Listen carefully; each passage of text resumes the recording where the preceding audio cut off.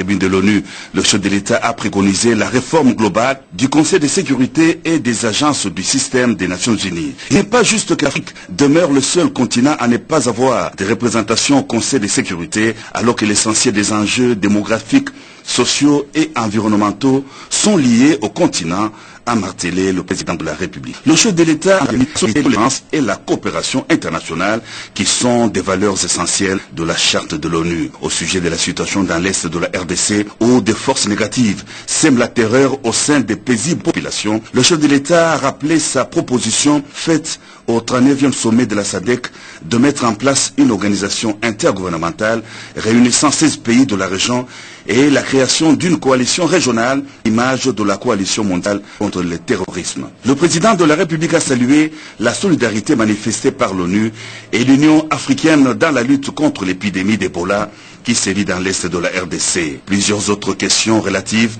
notamment à la gratuité de l'enseignement école primaire en RDC, au soutien du pays au projet de libre-échange, à l'exploitation réglementaire du sous-sol congolais et à la décrispation politique en RDC, ont été aussi soulignés dans les discours du chef de l'État à la 64e générale des Nations Unies. Plusieurs sommets ont été organisés à New York, à marge de la 74e Assemblée générale des Nations Unies, rencontre de haut niveau auquel le président de la République Félix-Antoine Tshisekedi Tshilombo a pris une participation au sommet sur la protection des espaces riches en biodiversité. Le chef de l'État a lancé un vibrant appel aux partenaires de la RDC à soutenir le gouvernement congolais dans ses efforts pour la protection de l'écosystème de la forêt du Congo. Ces soutiens devraient se faire par des compensations financières, des partenaires efficaces et le transfert des technologies afin de permettre à la RDC d'œuvrer de manière durable par une action renforcée pour l'adaptation et la diminution des gaz à effet de serre à la base du réchauffement climatique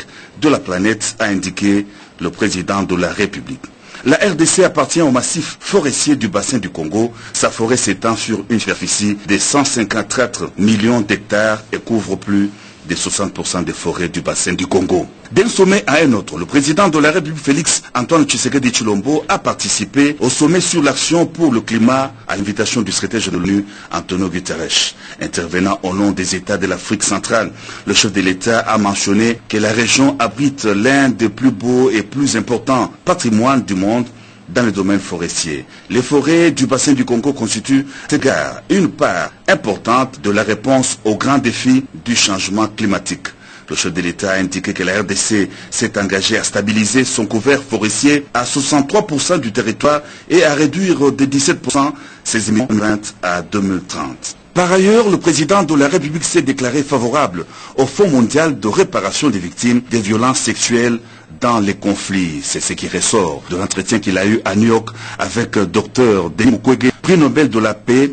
Satisfait de l'entretien qu'il a eu avec le chef de l'État, le gynécologue congolais a indiqué que son souhait ardent était de voir la RDC figurer parmi les Premières Nations à soutenir le fonds précité. Voilà, Giscard, on est parti de la diplomatie au niveau régional en Afrique pour le reste du monde. Et ça, c'est la première partie. L'Europe, la Belgique, les États-Unis, le Japon et le chef d'État a participé même au sommet des Nations Unies, de l'ONU. Cela participe donc au retour du Grand Congo, comme nous l'avions dit, et que aujourd'hui, on ne peut pas parler de la République démocratique du Congo sans le Congo et sans son porte-voix que le président de la République. Donc il était temps d'apporter une autre voix de la République démocratique du Congo, une voix portée par son premier citoyen. Qu'il s'agisse de la Belgique, de la France, des États-Unis ou du Japon, ce sont des partenaires traditionnels de la République démocratique du Congo avec lesquels les relations se sont quelque peu détériorées, reconnaissons-le. Donc il était temps que le Congo, avec ses partenaires traditionnels, et surtout ils l'ont souhaité eux-mêmes. Et à un moment d'ailleurs, il s'est précipité à être le premier à recevoir le chef de l'État, et que dans tous ces pays, on a vu comment, de par sa position géostratégique, de par son énorme potentialité, et donc aujourd'hui, le Congo, on peut le dire, c'est une solution. Le Congo, c'est une solution aujourd'hui à tout le problème qui se pose au niveau de la survie même de la planète, parce qu'on parle du réchauffement climatique. Aujourd'hui, le barrage d'Inga intéresse toute l'Afrique. Inga lui-même peut éclairer l'Afrique. Les terres congolaises peuvent nourrir aujourd'hui toute la planète. Donc c'est dire qu'on est au centre de toutes les préoccupations, et donc il fallait qu'il y ait justement un leadership exemplaire qui puisse porter cette voix, et cette voix est bien portée par le président Félix-Antoine Tshisekedi Tshilombo.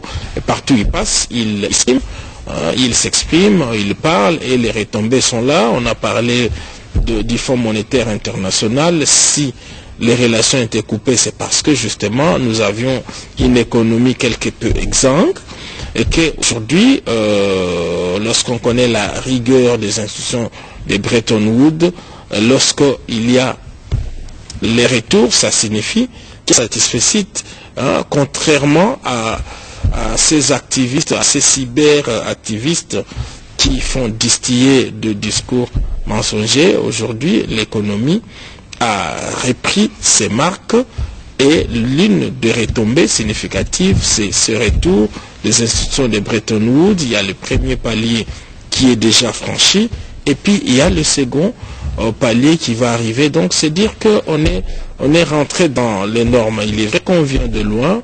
Ce qui a été fait en une année, c'est déjà un grand pas. Et donc si le Congo est stabilisé, et en 2-3 ans, le Congo aura un autre visage. Le Congo qui est parti d'un budget de 4 milliards, aujourd'hui on est à 11 milliards, c'est dire qu'il y aura tout de même un changement dans les vécus quotidiens des Congolais, dans l'image même de la configuration du pays. Et donc c'est là, et le chef de l'État qui est porté par sa population ici, mais aussi porté par la communauté régionale et internationale. Donc voilà. Nous prenons encore un volet, parce que le chef de l'État a été en Russie, il a participé au sommet de Sochi, le chef de l'État était à Belgrade, et là le chef de l'État était également en France. Nous prenons cette partie et nous allons revenir pour des commentaires. À l'invitation de son homologue de la Fédération de Russie, Vladimir Poutine, le président de la République Félix-Antoine Tshisekedi Tshilombo a tourné au courant de la semaine en Russie. Le chef de l'État, qui est arrivé dans la ville balnéaire russe de Sochi, en compagnie de son épouse, la première dame Denise Nyakeru Tshisekedi, est allée participer au premier sommet Russie-Afrique du 23 au 24 octobre 2019. Bien avant cette rencontre de haut niveau, le président de la République a eu un tête-à-tête avec son homologue russe, élargi aux délégations de 2 chefs d'État. Les échanges ont été axés sur la perspective de coopération bilatérale entre Moscou et Kinshasa dans les domaines notamment des investissements, du commerce et des transports. Le président Poutine a salué la visite en Russie de son homologue de la RDC, Tshisekedi Tshilombo, visite qui, selon lui, marque le premier contact entre son pays et la RDC au plus haut niveau. La Russie considère la RDC comme l'un de ses partenaires les plus prometteurs en Afrique, a indiqué Vladimir Poutine, soulignant le potentiel commercial et d'investissement considérable de la RDC. Le chef de l'État russe n'a pas manqué d'exprimer ses condoléances à son homologue congolais suite à la perte des vies humaines lors de l'accident des circulations et du crash d'avion survenu en RDC. À Sochi, le président de la République Félix-Antoine Tshisekedi Tshilombo a participé aux côtés de ses pairs, chefs d'État africains, au sommet Russie-Afrique. Dans son allocution, le chef de l'État en a appelé à un partenariat Russie-Afrique mutuellement avantageux. Le forum économique Russie-Afrique est judicieux pour réfléchir à une locale de transformation des industries extractives et de l'agroalimentaire, ainsi que le transfert des technologies. Il a officiellement invité son homologue président de la Fédération de Russie à venir en RDC.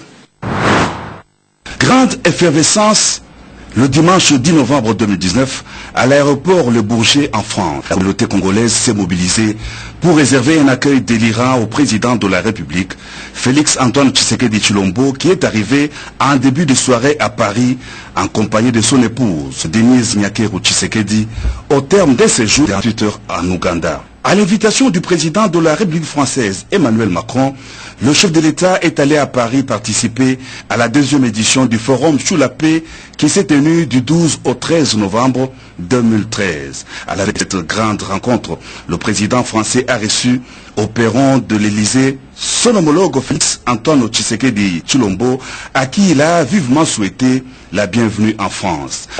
Emmanuel Macron et Félix Antoine Tshisekedi Tshilombo à l'Élysée, un tête-à-tête axé sur des questions bilatérales d'intérêt commun entre la France et la RDC. S'adressant à la presse au sortir de cette entrevue, le président Macron a annoncé une aide à hauteur de 65 millions d'euros.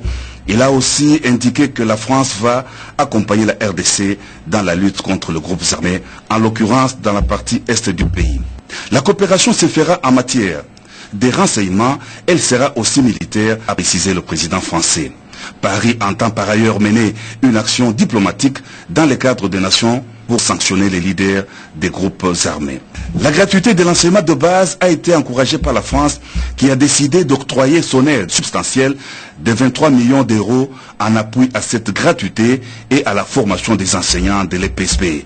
La santé, l'agriculture, l'environnement et la francophonie sont aussi des domaines de coopération franco-congolaise, a renchéri le président Macron.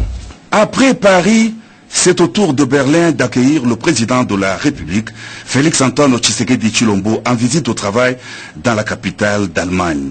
Honneur militaire à l'aéroport, le chef de l'État a été accueilli aussitôt après son arrivée au Bundestag par le président du Parlement allemand, Wolfgang Schäuble. L'entrevue a tourné autour des questions d'intérêt commun entre l'Allemagne et la RDC. Le président de la République a été aussi l'hôte des parlementaires allemands du groupe d'amitié germano-africain. Face à ses interlocuteurs, Félix Antoine Tshisekedi Tshilombo a échangé sur sa vision pour le Congo démocratique, l'Afrique et le reste du monde dans le cadre d'un partenariat mutuellement avantageux. Les industriels allemands ne sont pas demeurés en reste. Une centaine d'opérateurs économiques, membres du patronat allemand, a eu des entretiens avec le président de la République. À travers cette rencontre, les hommes d'affaires allemands ont tenu à obtenir les informations fiables sur les perspectives entrepreneuriales avec la RDC. La chancelière allemande Angela Merkel a organisé une parade d'honneur pour accueillir le 5e président élu, Félix Antoine Tshisekedi Tshilombo, saluant ainsi l'alternance démocratique au pays qui augure une nouvelle ère de coopération. De la redynamisation de la coopération bilatérale entre Berlin et Kinshasa, il en a été question au cours de leur tête-à-tête. Première puissance industrielle d'Europe et l'une des plus importantes du monde, l'Allemagne est une grande puissance d'exportation de ses produits. Auparavant, le chef d'État, Félix Antoine Tshisekedi Tshilombo, a été reçu par le président de la République fédérale d'Allemagne, Frank-Walter Steinmeier. Des réceptions avec honneur et des échanges fructueux ont couronné les séjours de 48 heures du président de la République, Félix Antoine Tshisekedi Tshilombo, en Allemagne, avec tous les espoirs des partenariats fiables avec la RDC. Pendant son séjour en Europe, le président de la République est arrivé à Rome, dans le cadre de sa participation à la cérémonie du consistoire au Vatican, durant lequel l'archevêque de Kinshasa, Fridolin Ambongo, a été créé cardinal. Le chef de l'État a tenu à faire honneur à un des dignes fils du pays qui excelle à travers le monde, donnant la dignité à la RDC et à son peuple. Toujours dans le cadre de sa diplomatie agissante, le président de la République, Félix Antoine Tshisekedi Tshilombo, a foulé les sols de la Serbie en octobre 2019. Il a été chaleureusement accueilli à Belgrade par le Serbe Aleksandar Vučić, qui n'a pas manqué d'exprimer toute son admiration envers son invité Félix Antoine Tshisekedi Tshilombo. Le président de la République a remercié son homologue serbe pour son hospitalité et la volonté commune d'entretenir une coopération mutuelle. Les deux chefs d'État ont eu un tête-à-tête d'une heure. Les échanges fructueux ont porté sur la coopération dans plusieurs domaines, notamment l'enseignement, la santé, la culture et la diplomatie. La Serbie a connu une relance économique après plusieurs années de guerre et de conflits ainsi que la crise post-démembrement de la Yougoslavie. Voilà Giscard, ce marathon diplomatique de l'année. Congo, ce sont des laboratoires qui vont servir non seulement ici à Kinshasa, mais aussi à l'intérieur du pays, à Bouende et Mbandaka. Et dans le cadre de cette coopération avec la Russie, il y a 120 laboratoires qui seront formés in situ ici à Kinshasa. Et puis, une vingtaine d'autres à Moscou. Donc, c'est dire que ce sont des retombées de ce périple. L'autre retombée significative, c'est la France, par exemple. Les retours de la coopération franco-congolaise avec les 23 millions ramenés de Paris. Le chef de l'État français lui-même l'avait annoncé, Emmanuel Macron, mais aussi la coopération avec tous les autres partenaires traditionnels, la CRB par exemple, qui s'intéresse à la République démocratique du Congo.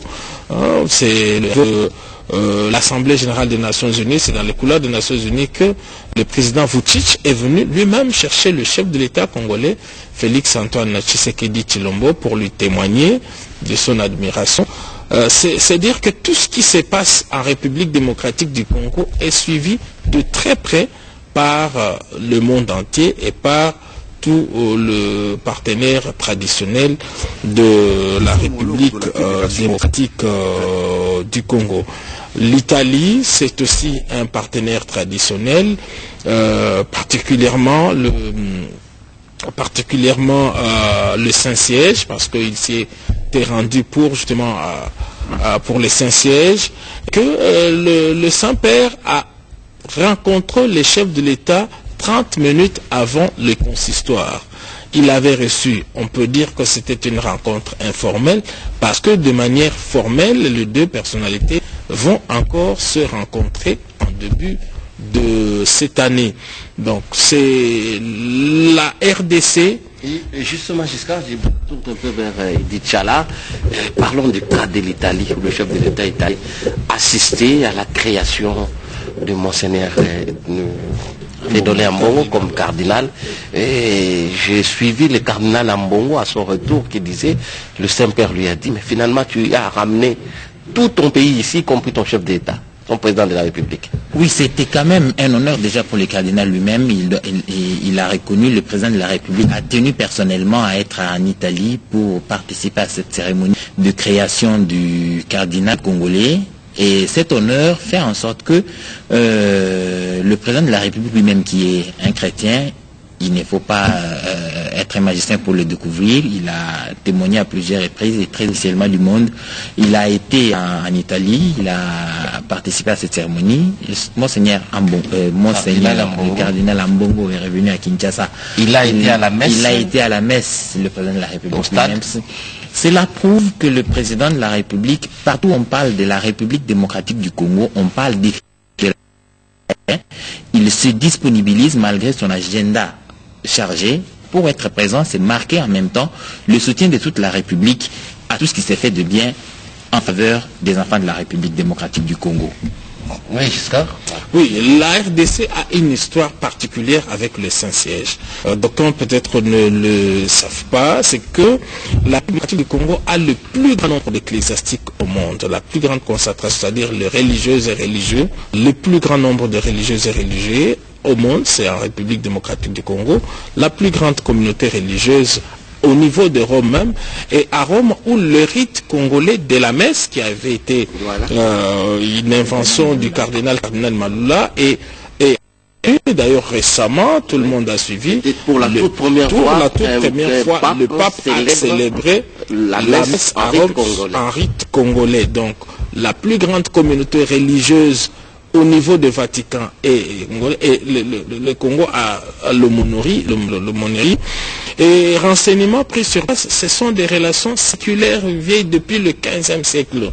Si vous arrivez dans la Vatican du Congo, envoyé à Vatican, qui malheureusement est décédé, là vraiment Giscard nous retourne vers l'histoire du Congo. C'est dire qu'on a qui ont été baptisés. Voilà, on a donc cette histoire-là, cette proximité-là, ce qui fait que donc la présence du chef de l'État a émerveillé tout le monde, à commencer par l'intéressé lui-même, qui n'en croyait pas à ses yeux. Il a dit, à travers de aimables mots, il était marqué par cette présence parce que oui, et le cardinal fait partie justement de cette fierté de la République démocratique du Congo.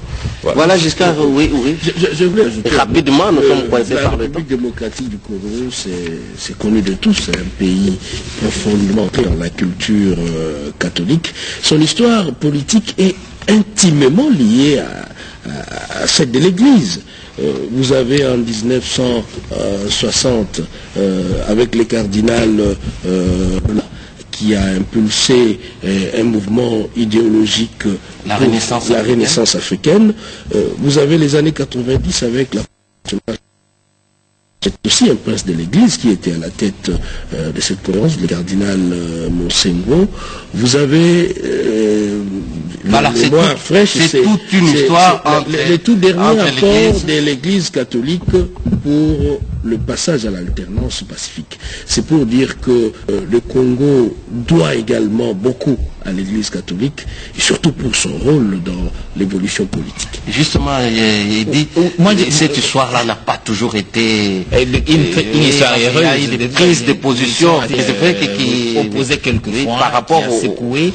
Mais disons, mettons tout ça dans les efforts qui ont été consentis par les uns et les autres pour arriver à l'alternance que l'on salue aujourd'hui, mais aussi pour l'installation d'un réel État démocratique de l'Afrique. Je voulais faire remarquer le fait que le président de la République, Félix-Antoine Tshisekedi, qui, partout où il passe, semble mobiliser plus des personnes par son aura, par ses attitudes.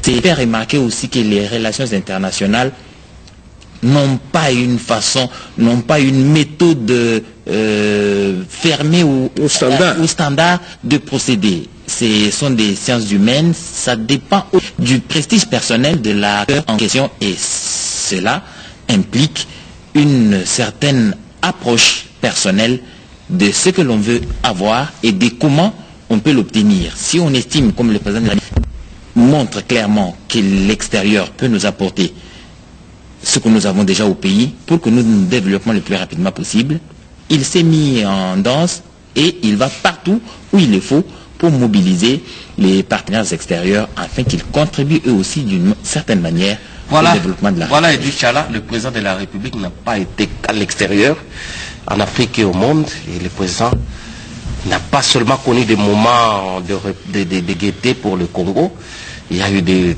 moments un peu qui ont aussi bouleversé la quiétude du chef d'État et autres. Nous avons déjà parlé de l'Est avec les cas de Béni et tous les groupes armés qui l'inquiétude des Congolais dans cette partie du Grand Kivu. Alors nous allons suivre la toute dernière partie de cette rétrospective dans ce volet très social. Compatissant au malheur des victimes des inondations causées par des pluies diluviennes, le président de la République n'a pas manqué de visiter la population des Zongo dans la province du Sud Ubangi, avant de quitter la ville voisine de Bangui, où il a assisté à la commémoration du 60e anniversaire de l'indépendance de la République centrafricaine. Le chef de l'État est allé apporter le réconfort à la population des Zongo. Plusieurs familles ont perdu leur logement engloutissements de la rivière Ubangi aux inondations qui ont affecté les populations le long de cette rivière.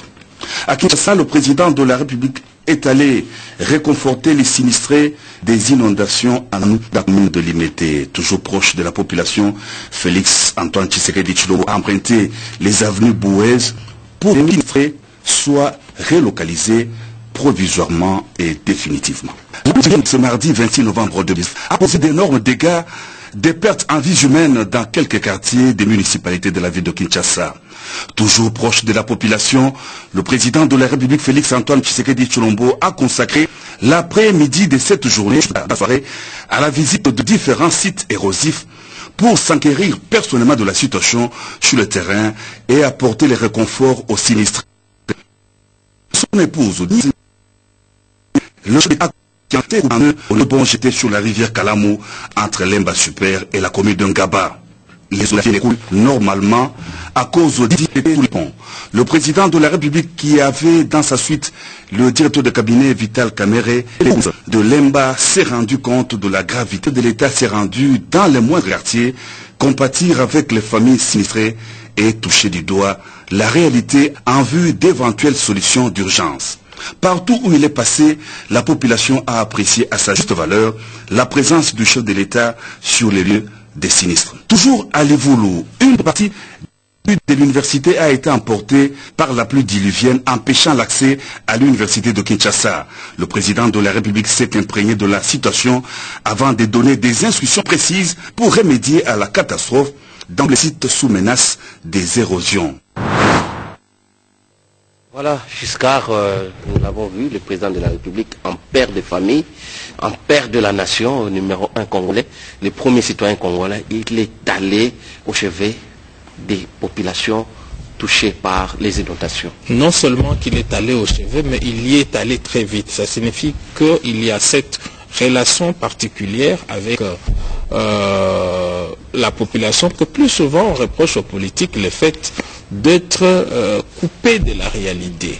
Mais on a un chef de l'État qui peut aujourd'hui vous donner avec exactitude les prix du pain, qui peut vous donner la cartographie de la ville, qui peut arriver à n'importe quel coin. On se rappelle, la route de Matadi est aussitôt coupée. On a vu le président de la République arriver sur les lieux. Non seulement qu'il est arrivé, il a apporté des solutions.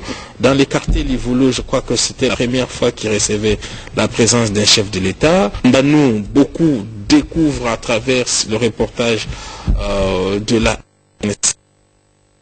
Nous, les chefs de l'État, lui, connaît, il s'y est rendu. À Zongo, c'était la première fois qu'on voyait la présence d'un chef de l'État depuis plus de 40 ans. Zongo, qui est une ville congolaise, mais qui, retenez bien, vit des produits que Zongo importe de la Bangui et que Bangui importe de Kinshasa. Donc, vous imaginez des produits qui viennent du Congo, qui sont exportés en Centrafrique et puis qui sont réimportés en République démocratique du Congo pour faire vivre Zongo. Donc le président de la République y est arrivé, donc la ministre les informations et à ce niveau intervient pour donner des solutions idoines. Donc c'est les côtés humains du président de la République, sa proximité, sa volonté de pouvoir apporter de réponses rapides à des solutions. Et Dichala, cette sensibilité-là du chef de l'État, dès qu'il sent que ça bouge quelque part auprès de la population, il va vite. C'est aussi le côté mobilisateur du président de la République. Ce sens humain, ce rapprochement avec la population, lui permet de mobiliser la population pour des objectifs futurs.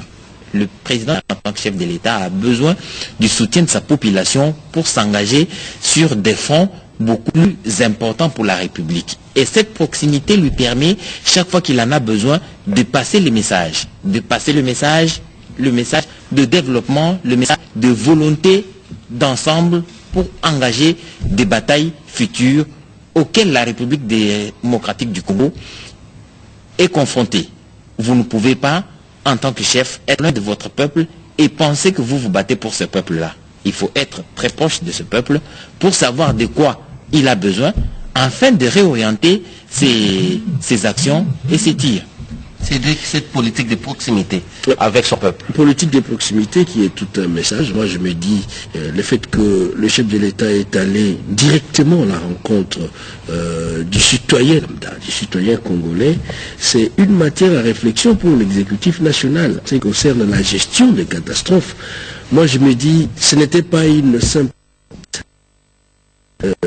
derrière cette visite, vous avez ces messages du chef de l'État qui invite implicitement le gouvernement de la République à faire diligence et à s'organiser. Moi, je suggérerais même qu'on mette en place un trust fund, une sorte de fonds pour ce genre de catastrophes et que l'exécutif national puisse pas que nous sommes pendant la période pluvieuse. D'ailleurs, ce n'est pas si difficile de gérer les catastrophes sous les tropiques.